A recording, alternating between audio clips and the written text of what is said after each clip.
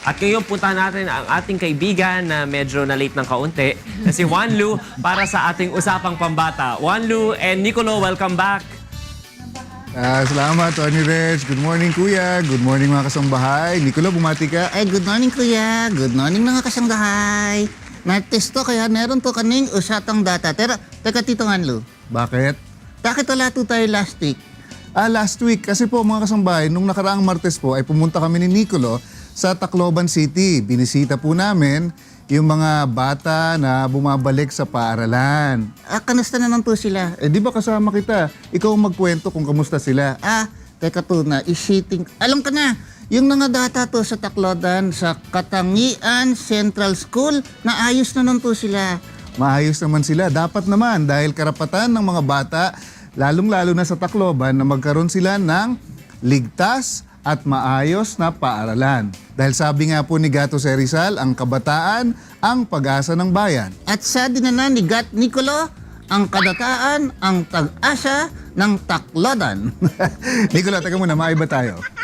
Pumasok ka na ba? Opo. Ba't nandito ka ngayon? Kasi to, tunasok ako, pero lumagas din ako.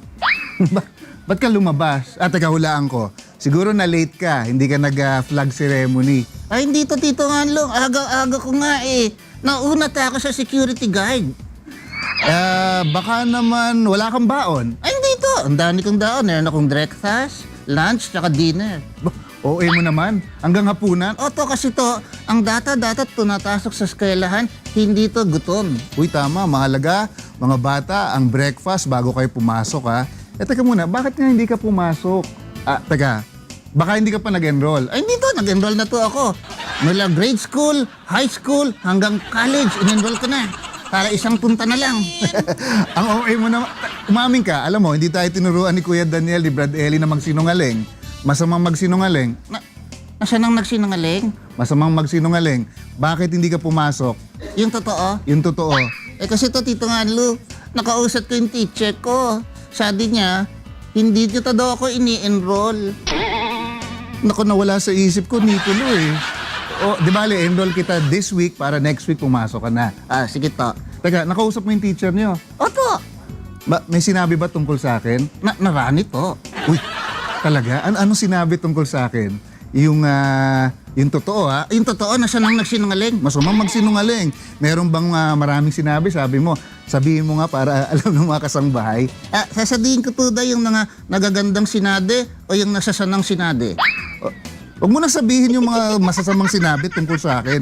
Yung magaganda lang. Yung nagaganda lang? Oo. Kung gayon, walang sinade. Bakit walang sinabi? Nasaan ang nagsinungaling? Sige po mga kasambahay, yan po muna ating kwentuhan ngayong umaga. Mga binabati po namin yung UNTV staff, Jeneline Gakit sa Tacloban. Salamat po sa Diyos sa pag-asikaso niya sa amin dyan. In the meantime, mga bata, pagbutihin ng pag-aaral. Tandaan po, kayo ang tag-asa ng dayan. Salamat po, bye!